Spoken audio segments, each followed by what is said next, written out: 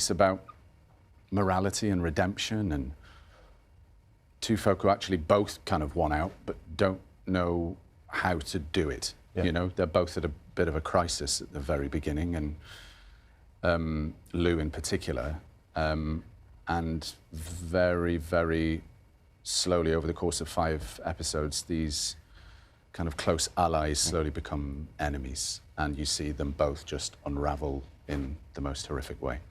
And it's about loyalty as well, isn't it? Yeah, completely. Where does each character's loyalty lie? Yeah, and there's a lot of great characters. I mean, the cast were just amazing. I feel really lucky to have worked with some great casts over the years. Like, and this is no exception. They were all, you know, young and old. It's got Anton Lesser in it. I don't know if you know Anton, but he's just, you know, magnificent as per.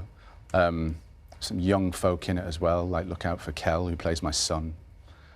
This lad Kaya, who's just brilliant. You know, at my age now, the tender age of 43, it's great seeing the young buds coming through, because it's like, you're magnificent. You go fly. You're quite good.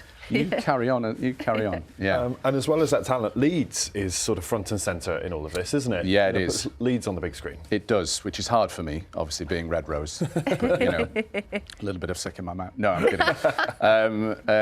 I mean, Leeds is brilliant. I worked there like 5 years ago, and it was great to be back.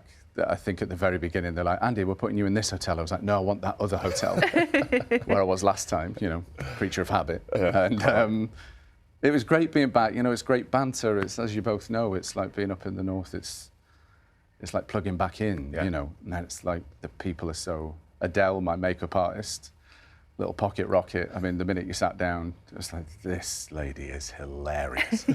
And so, you know, you feed off that energy, don't you? It's kind of buoyant. It lifts you in the morning. And how did you do that thing on set where you film me some really gritty, pretty nasty stuff, and then 2 minutes later you can be having that sort of laugh and that conversation, and you were telling us here about just sat in the back of the Range Rover laughing your head off.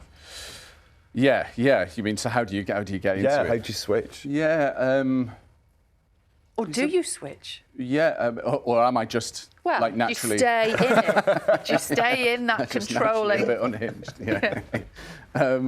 No, of course, I need a moment. I've worked with some ridiculously talented people, like the Olivia Colmans and the Jodies, who can just go, like, immediate. It's immediate. Like, you're watching it, and I don't know how you've just done that. But, no, I need a moment. I definitely need a moment of pacing and getting myself up to that moment, you know. But it's fun. You don't get to do that in life normally, so it's, as one actor once described it, you know, it's a bit of a holiday, really. You know, if you're not like that normally, then it's like, you know, go and enjoy yourself, go and have a holiday. But, and of all I mean, you've worked on... People will know you from so many different projects, whether it's The Crown, whether it's this show, whether it's Broadchurch. I've just finished watching you in Industry. Like, all of that stuff. Have you got a favourite or type of character that you want to play? No, I think... I mean, you know, it's like the question, who would be your dream actor or actress to work with? And I always say to folk, it always happens with me after the fact. It's always retrospective with me. So when I worked with Alan Armstrong, I didn't know he was the dream actor to work with until after I'd finished. I was like, that was the dream. Yeah. Because he's a magnificent person.